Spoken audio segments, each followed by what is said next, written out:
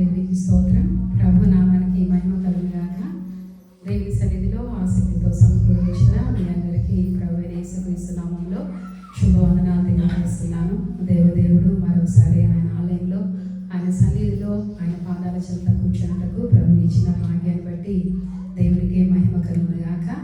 మనము ఎఫెసీ పత్రికలు ధ్యానం చేసుకుంటూ ఉన్నాం. ఈరోజు మనది పెళ్లి ప్రసంగం. వాస్తవానికి ఈ వచ్చిన భాగాన్ని, లేఖన భాగాన్ని ఎక్కువగా వివాహంలో చదువుతూ ఉంటారు. మనం ఎఫెసీ పత్రికలో 1 నుండి 3 అధ్యాయంలో క్రీస్తులో మనం ఏమై ఉన్నాము, క్రీస్తులో మనకున్న ఆధిక్యతలు ఏంటి అనే విషయాన్ని గురించి మనం ధ్యానం చేసుకుని ఉన్నాం. అదేవిధంగా తర్వాత 4వ అధ్యాయం నుండి ప్రాక్టికల్గా దేవుని బిడ్డలు క్రీస్తుని అనుసరించేవారు, క్రీస్తుని ధరించేవారు ఎలా నడుచుకోవాలి అనే విషయాలు మనం చక్కగా ధ్యానం చేస్తూ ఉన్నాము. మనము ప్రేమ కలిగి నడుచుకోవాలి, క్రీస్తుని పోలి నడుచుకోవాలని గత వారం, అంతకుముందు వారం మనము వెలుగు సంబంధులుగా నడుచుకోవాలని మనం నేర్చుకుంటూ ఉన్నాం. కాబట్టి ఈ సత్యాలు మనం ఎన్నో దేవుడు బయలుపరుస్తున్నాడు. మన వ్యక్తిగతంగా వాటిని అవలంబించినప్పుడు మనము క్రీస్తు స్వరూపంలోకి మార్చబడి క్రీస్తు రాజ్యాన్ని స్వతంత్రించుకుంటాం. అర్థమవుతుందా? కాబట్టి బైబిల్ గ్రంథంలో అన్నీ ఉన్నాయి అన్నమాట. మనం వ్యక్తిగతంగా ఎలా బ్రతకాలి, కుటుంబంలో ఎలా బ్రతకాలి, అన్ని విషయాలు దీనిలో ప్రాక్టికల్గా ఎలా ఉండాలి, అన్ని విషయాలు మనం చూస్తూ ఉన్నాము. అయితే వెలుగు సంబంధులైన బిడ్డలు అజ్ఞానుల వలె కాక జ్ఞానుల వలె నడుచుకోవాలని గత వారం మనము దినములు చెడ్డవి కాబట్టి మీరు అజ్ఞానుల వలె కాక జ్ఞానం కలిగి నడుచుకోవాలని, ఎలా నడుచుకోవాలని మనం నేర్చుకున్నాం. ఆత్మపూర్ణులుగా ఉండాలని, క్రీస్తునందు భయముతో ఒకరికొకరు లోబడి జీవించాలని, అవునా? ఇవన్నిటి గురించి మనము వివేకంగా ఉండాలని మనం నేర్చుకొని ఉన్నాం.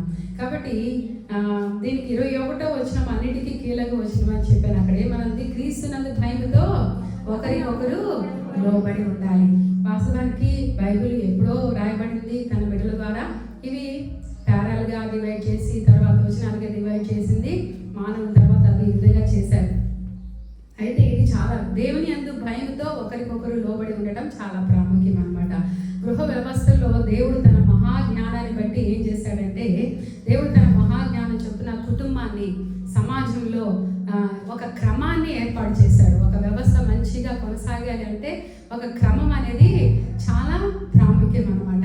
కాబట్టి ఆ క్రమం ప్రకారంగా, ఆ పద్ధతి ప్రకారం మనం ముందుకు కొనసాగుతున్నప్పుడు మన సంతోషభరితంగా ఉంటే మన జీవితాలు, ఇతరులకు ఆదర్శవంతంగా ఉంటే దేవునికి మహిమకరంగా ఉంటాయి అన్నమాట.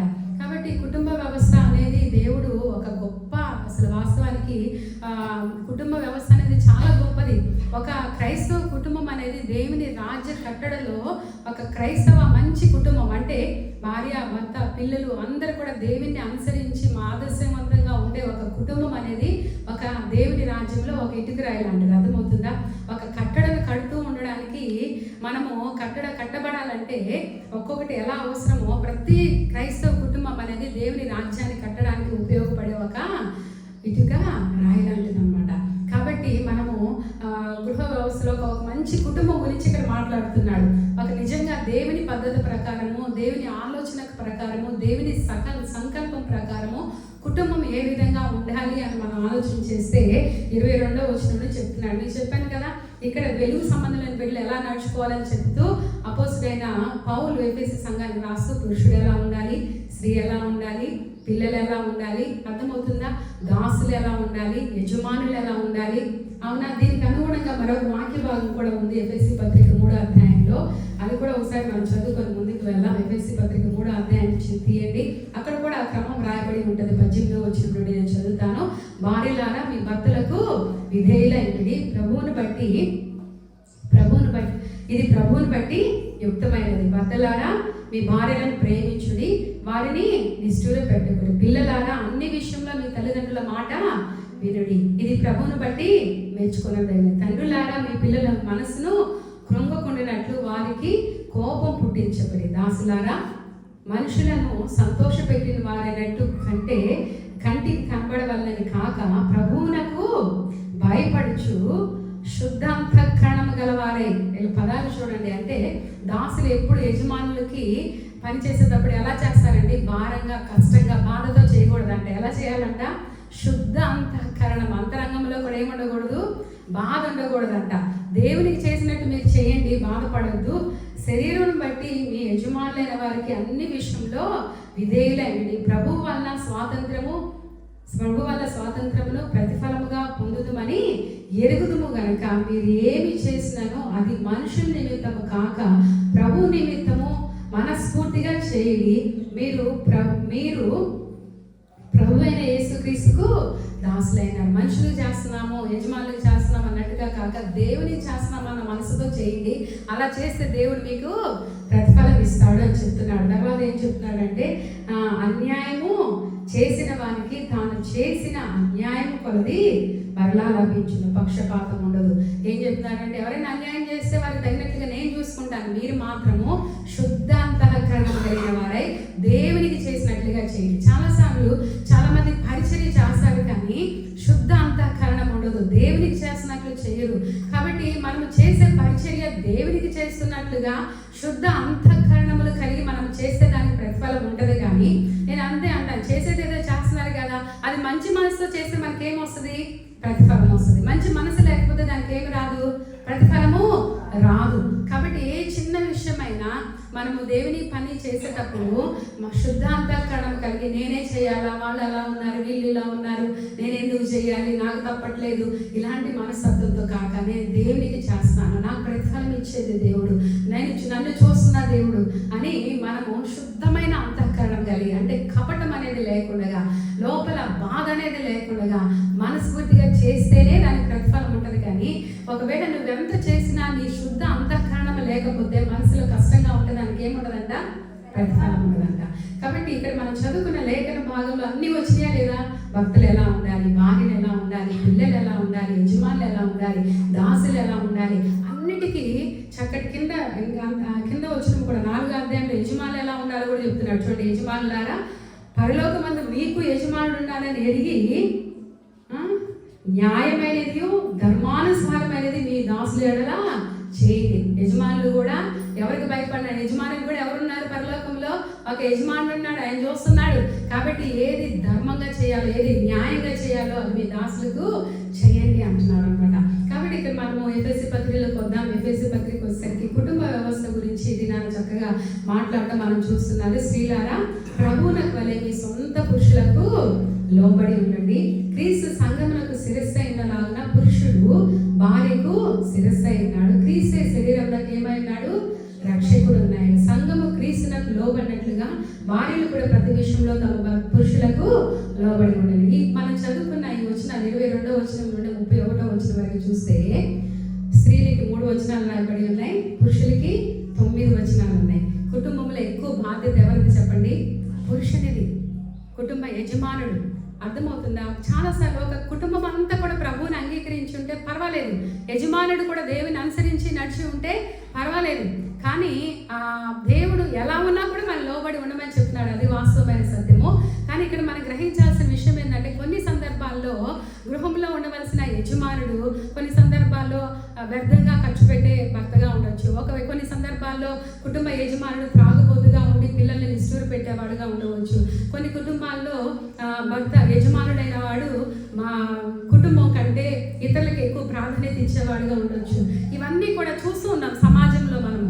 కానీ సాతాను కూడా ఎంత కుయుక్తి కలిగిన వాడంటే బలవంతుని బంధిస్తే అందరిని దోచుకోవచ్చు అన్నట్లుగా ఎవరిని పట్టుకుంటాడు? ఎక్కువగా ఆ యజమానులే కొట్టుకుంటూ ఉంటారు. చూడండి, ఎంతమంది స్త్రీలు ఉంటే పురుషులు చాలా అరుదు. కారణం ఏంటంటే బలవంతుడు ఆయన బంధిస్తే ఈ కుటుంబాన్ని ఎలా అల్లాడించాలో అల్లాడించవచ్చు, ఎలాగా క్రీస్తు నుండి దూరం చేయొచ్చు అని ఆలోచన కలిగి ఉంటాడు. కానీ దేవుని బిడ్డలుగా దేవుడు మనకి గొప్ప ఆధిక్యతను ఇచ్చాడు. ఇక్కడ మనం గుర్తించాల్సిన విషయం ఏంటంటే ప్రభువుకు మరి మీ సొంత పురుషులకు లోబడి ఏంటంటే దేవునికి లోబడినట్లుగా దేవుని బట్టి, క్రీస్తుని బట్టి మన స్వపురుషులకు మనము లోబడి. ఎందుకంటే దేవుడు ఆ వ్యవస్థను ఏర్పాటు చేశాడు. ఆయన అది మనకి ఆజ్ఞాపించాడు వ్యవస్థ ముందు కొనసాగించడానికి. కాబట్టి మనం అది చేయాలి. తర్వాత క్రీస్తు సంఘంకు శిరస్సు అయినలాగా పురుషుడు కూడా భార్యకు శిరస్సు అయినాడు. క్రీస్తే శరీరంలోకి ఏమైనాడు చెప్పండి? రక్షకుడు అయినాడు. ఆయన శిరస్సు భర్త శిరస్సు అయితే ఏమై ఉండాలి? ఆ శరీరం అంతటికి ఆయన ఏమై ఉన్నాడంట? సంరక్షకుడు అయినాడు. సంరక్షకుడు అంటే పోషించే బాధ్యత, రక్షించవలసిన బాధ్యత. అసలు ఒక పురుషుడు అంటే కుటుంబాన్ని ఏం చేయాలి? పోషించాలి, సంరక్షించాలి, భద్రపరచాలి. అర్థమవుతుంది? అర్థమవుతుందా? కానీ దేవుడు అందుకే వారికి బలాన్ని ఇచ్చాడు. ఎందుకు బలాన్ని ఇచ్చాడు? కష్టపడటానికి, పోషించడానికి, ఆపద నుండి సంరక్షించడానికి. కానీ కంచే చేండు వేసినట్లుగా ఈ దినాల్లో ఏమవుతుంది? సంరక్షకుడిగా ఉండవలసిన వాడే త్రాగబోతులుగా ఉంటూ వారి యొక్క బలాన్ని దుర్వినియోగం చేయడం మనం చూస్తున్నాం. అది దేవుని చిత్తము కాదనమాట. ఇక్కడ మనం గ్రహించాల్సిన విషయం, సంఘము క్రీస్తునకు లోబడినట్లుగా భార్యలు కూడా ప్రతి విషయంలో ఏం చేయాలంట? పురుషులకు లోబడి ఉండాలి. మనమంతా ఇక్కడ కంపారిజన్ చేస్తున్నాడు, సంఘానికి క్రీస్తుకి పోలుస్తూ ఉన్నాడు. సంఘమైన మనము ఎవరికి లోబడి ఉండాలి? ఎవరి పట్ల భయం కలిగి ఉండాలి? మన శిరస్సు ఎవరు చెప్పండి? మనందరికీ సంఘానికి శిరస్సు ఎవరు? క్రీస్తే శిరస్సు ఉన్నాడు. మనము గతంలో కూడా ఇలాంటి ఒక లేఖన భాగనాన్ని 1 కొరింథీ పత్రిక 11వ అధ్యాయంలో చక్కగా మనం చదువుకొని ఉన్నాం. చూడండి, 1 కొరింథీ పత్రిక 11వ అధ్యాయంలో 3వ వచనంలో మనం చూస్తే ఏమనుందంటే, అక్కడ చూడండి, ప్రతి పురుషునికి శిరస్సు క్రీస్తనియు, స్త్రీకి శిరస్సు పురుషుడనియు, క్రీస్తునకు శిరస్సు దేవుడనియు మీరు తెలుసుకోవాలని కోరుచున్నాను. కాబట్టి ఇక్కడ ఇది అంతకుముందు మీకు చెప్పాను, ఇది ఒక అమ్రిల్లా అనుకున్నాను, నా దగ్గర ఏం లేదు కాబట్టి తీసుకున్నాను. ఇది ఒక గొడుగు అనుకున్నాను. ఇది ఎవరు చెప్పండి? ఇది క్రీస్తు. దాని కింద చిన్న అమ్రిల్లా. ఇది ఎవరు? పురుషుడు. అర్థమవుతుందా? పురుషుడు తర్వాత స్త్రీ, పిల్లలు అనుకోండి. ఇదంతా కూడా మీకు అందరికీ హెడ్ ఎవరు చెప్పండి? దేవుడు. అర్థమవుతుందా? క్రీస్తు కూడా ఎవరికి? క్రీస్తుకి శిరస్సు ఎవరంట? దేవుడు. ఈ విధంగా దేవుడు ఆ వ్యవస్థ మంచిగా నడిపింపబట్టకు దేవుడు ఆ విధంగా చేసి ఉన్నాడు అనమాట. ఈ విషయాన్ని మనము మర్చిపోకూడదు ప్రతి సందర్భంలో కూడా. కొన్ని సందర్భాల్లో మీరు అనుకోవచ్చు, అమ్మా మరి మా భర్త ఇలా త్రాగుబోతుగా ఉన్నాడు, లేకపోతే నా భర్త కుటుంబం కంటే ఇతరులకు ప్రాధాన్యత ఇస్తున్నాడు. అలాంటి విషయాలు మనం ఎవరికి అప్పచెప్పాలి చెప్పండి? ప్రభా, ఈ విషయంలో నాకు చాలా బాధ కలుగుతుంది, నువ్వు లోబడమంటున్నావు కానీ లోబడుతున్నాను. ఈ విషయాన్ని ఎవరి చేతిలో పెట్టాలి? దేవుని చేతిలో. యేసయ్య ఏం చెప్పాడంటే, దుఃఖపడద్దు, మీరు బాధపడద్దు, మీకు భర్తలుగా ఉండాల్సిన వారు భర్తగా ఉండనప్పుడు నేనే మీకు భర్తనై మిమ్మల్ని పోషిస్తాను. ఎంత అద్భుతమైన మాట కదా! దేవునికి స్తోత్రం చెప్దామా? హల్లెలూయా. కాబట్టి సియోను కుమార్తెలారా, మీరు దుఃఖపడొద్దు, బాధపడద్దు, నేను మీకు యజమానుగా ఉంటాను, నేను మీకు భర్తగా ఉంటాను. కాబట్టి ప్రతి స్థానాన్ని పూడ్చగలిగిన గొప్ప భాగ్యము క్రీస్తులో మనము కలిగి ఉన్నామన్నమాట. కాబట్టి ఇక్కడ చెప్తున్నాడు చూడండి, పురుషులు మీరును మీ భార్యలను ప్రేమించండి, అటువలే క్రీస్తు కూడా సంఘంను ఏం చేశాడంట? ప్రేమించి, అది కళంకం కానీ ముడత గట్టిది మరి ఏదైనా లేక పరిశుద్ధమైనదిగా, నిర్దోషమైనదిగా, మహిమగల సంఘముగా ఆయన తన ఎదుట దాన్ని నిలవబెట్టమని వాక్యమైన ఉతక స్నానం చేత దాన్ని పరిశుద్ధ పరిశుద్ధకై దాని కొరకు తాను అప్పగించుకున్నవారు. ఇంకా ఏం చెప్తున్నారు? అటువలే పురుషులు కూడా తమ శరీరం వల్లే తమ భార్యను ప్రేమించబద్దులైనాడు. తన భార్యను ప్రేమించేవాడు తాను ప్రేమించుకున్నాడు. తన శరీరం ద్వేషించేవాడు ఎవడూ లేడు, కానీ ప్రతి వాడు దాన్ని పోషించి సంరక్షించుకున్నాం. మనం క్రీస్తు శరీరంలో అవలమై ఉన్నాము గనక అలాగే క్రీస్తు కూడా సంఘంను పోషించి సంరక్షించుకున్నాడు. ఎంత అద్భుతమైన మాటలు, ఎంత అద్భుతమైన సత్యం. దేవుడు సంఘాన్ని పురుషులు ఎలా ప్రేమించాలంటండి? తమ భార్యల్ని ఎలా ప్రేమించాలంట? ప్రాణం పెట్టినంతగా ప్రేమించాలంట. అర్థమవుతుందా? కాబట్టి ఇక్కడ ఎవరు లేరు కాబట్టి అంత ఎక్కువ మనం చెప్పలేము. ఎంత ప్రాణం పెట్టినంతగా ఇక్కడ చెప్తున్నాడు, మీరు మీ భార్యను ప్రేమించారు. క్రీస్తు కూడా ఏం చేశాడు? అలా సంఘాన్ని మనం యేసయ్య సంఘాన్ని ఎలా ప్రేమించాడు? మనల్ని ఎలా ప్రేమించాడు? యేసయ్య మనల్ని ఎలా ప్రేమించారో ప్రతి పురుషుడు కూడా తన భార్యను అలా ప్రేమించాలి అని చెప్తున్నారు. అంటే క్రీస్తు కూడా సంఘమును ప్రేమించి, అది దానిలో కళంకమేమి లేకుండా, ముడత ఏమి లేకుండా, అంటే మరి ఏదైనా లేదు, పరిశుద్ధమైనదిగా, నిర్దోషమైనదిగా, మహిమగల సంఘంగా తన ఎదుట దాన్ని నిలవబెట్టమని వాక్యమని ఉతక శాతం దాన్ని పరిశుద్ధ పరిశుద్ధకై తాను సంఘం కొరకు తను అప్పగించుకున్నాడంట. దేవునికి స్తోత్రం చెప్దామా? హల్లెలూయా. కాబట్టి అటువలే పురుషులు కూడా తమ సొంత శరీరం వల్లే తమ భార్యలను ప్రేమించాలి. ఎవరైనా సొంత శరీరం వల్లే తమ భార్యల్ని ప్రేమించాలి అని అంటే సొంత శరీరాన్ని ఎవరు హాని చేసుకుంటారా? చేసుకోరు. అది ఇక్కడ చెప్తున్నాను అనమాట.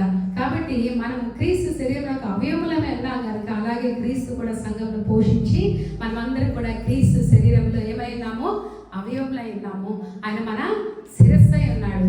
కాబట్టి ఆ శిరస్సుకు మనం సహకరించి అవయవమైన మనం అందరం చక్కగా పనిచేస్తున్నప్పుడు వ్యవస్థ ముందుకు కొనసాగుతుంది.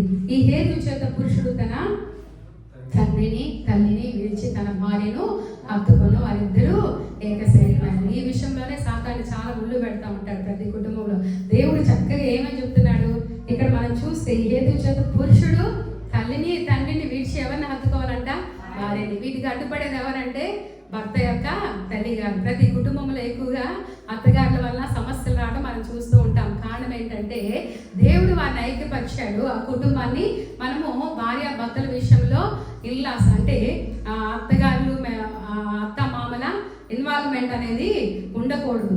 ఉంటే ఆ వ్యవస్థ దెబ్బతింటది. ఇక్కడ మనం చూస్తున్నాం నిన్నటి దినాలు మంచి సాక్ష్యం కూడా మనం ఉన్నాము. అందరు క్రైస్తవులు ఆ విధంగా ఉంటే ఎంత బాగుంటుంది. ఆ తల్లి చెప్పింది నాకు 3 కూతుర్లు అని చెప్పింది. అలా అత్తగారు ఉంటే ఎంత బాగుంటుంది. ఇద్దరు కొడుకులకు పెళ్లి చేసి నా ఎవరికి చెప్పుకొని ఏం చెప్పిందంట, నాకు 3 కూతుర్లు అని చెప్పుకుంటుందంట. దేవునికి స్తోత్రం, హల్లెలూయా.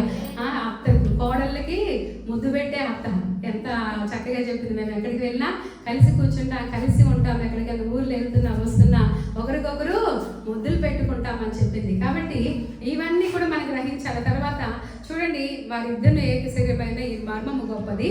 అయితే నేను క్రీస్తుని గూర్చి సంఘమును గూర్చి చెప్తున్నాను. ఇక్కడ పౌలు అంటున్నాడు, క్రీస్తుకు సంఘానికి ఉన్న సత్సంబంధం కూడా దేవదేవునికి క్రీస్తుకు మనకున్న సత్సంబంధం కూడా ఆ విధంగా ఉన్నదని చెప్తున్నాడు. మెట్టుకు మీలో ప్రతి పురుషుడు తన వల్ల తన భార్యను ప్రేమించాలి. అలాగే భార్య అయితే తన భర్త యందు భయం కలిగి ఉండేటట్లుగా చూపించుకోవాలని దేవుని వాక్యం సెలవిస్తుంది. కాబట్టి ఈ రోజుతో మనము పురుషుడు ఎలా ఉండాలి, స్త్రీ ఎలా ఉండాలి నేర్చుకున్నాం. 6వ అధ్యాయం నుండి మనకి పిల్లలు వస్తారు. పిల్లలు ఎలా ఉండాలి, తల్లులు అలాగే యజమానులు ఎలా ఉండాలి, దాసులు ఎలా ఉండాలి, అన్ని విషయాలు దేవుని లేఖనం చెప్పినట్లుగా లేఖనానుసారంగా మనం విధేయత కలిగి ముందు కొనసాగితే దేవుడు ఎంతో సంతోషాన్ని ఇస్తాడు, ఆనందాన్ని ఇస్తాడు, ఉల్లాసాన్ని ఇస్తాడు. కానీ ఆ వాక్యాన్ని అర్థం చేసుకోకుండా వాటిని చాలా మిస్యూజ్ చేస్తూ ఉంటారు చాలా మంది. బైబిల్ గ్రంథంలో అంటే దేవుడు ఇంకా చెప్తున్నాడు, క్రీస్తునందు స్త్రీ అని లేదు, పురుషుడు అని లేదు. కొన్ని వచనాలు మనం చదువుకుందాం చూడండి. అవి కూడా మనం 1 పేతురు పత్రికలో చూసి 1 పేతురు పత్రికలో స్త్రీలు ఎలా ఉండాలి, పురుషులు ఎలా ఉండాలి, అక్కడ కూడా ఒక వాక్య భాగం ఉంది మనకు తెలుసు. 3వ అధ్యాయంలో చూస్తే 1 పేతురు 3వ అధ్యాయంలో మనం చూసినట్లయితే అక్కడ కూడా చూడండి 1, 2, 5, 6 వచనాలు చదువుతాం. చూడండి, వలె స్త్రీలారా మీరు మీ స్వపురుషులకు లోబడి ఉండండి. అందువలన వారిలో ఎవరైనా వాక్యమునకు అవిధేయులైతే భయంతో కూడిన మీ పవిత్ర ప్రవర్తన చూచి వాక్యం లేకుండానే తమ భార్యల నడవడం వల్ల రాబట్టబడవచ్చు. కాబట్టి దేవుని భయాన్ని బట్టి మనము విధేయులుగా ఉన్నప్పుడు, సత్ప్రవర్తన కలిగినప్పుడు మన సత్ప్రవర్తన ఏం చేస్తుందంట, మన యజమానులు కూడా దేవుని యొద్దకు నడిపిస్తుంది అని దేవుని వాక్యం సెలవిస్తుంది. 5వ వచనం 6వ వచనం అటువలే పూర్వమందు దేవుని ఆశ్రయించిన పరిశుద్ధ స్త్రీలు తమ స్వపురుషులకు లోబడి చేత తమను తాము అలంకరించుకొని ఆ ప్రకారమే సారా అబ్రహామును యజమానుని పిలుచు అతనికి లోబడి ఉండెను. మీరు యోగ్యులుగా నడుచుకుని ఏ భయమునకు బెదరకలా ఆమెకు పిల్లలు. మనం కూడా యోగ్యమైన ప్రవర్తన కలిగి సారా వాళ్ళే ఉంటే ఎలా ఉంటామంట, సారాకు పిల్లలుగా ఉంటామని చెప్తున్నాడు. 7వ వచనం చెప్తున్నాడు, అటువలే పురుషులారా జీవమైన కృపావరంలో మీ భార్యలు మీతో పాలివారైన ఎరిగి ఎక్కువ బలహీన ఘటమైన భార్యను సన్మానించి మీ ప్రార్థనలకు అభ్యంతరం కలిగి ఉన్నట్లు జ్ఞానం చొప్పున వారితో కాపురం చేయండి. తర్వాత మనం చూస్తే కొన్ని లేఖన భాగాలు మనం చూస్తాం కదా. గలతీ పత్రికలో మనం మునుపు ధ్యానం చేసుకొని ఉన్న 3వ అధ్యాయంలో ఏమని ఉంటుందంటే చూడండి, గలతీ పత్రిక 3వ అధ్యాయం 27వ వచనంలో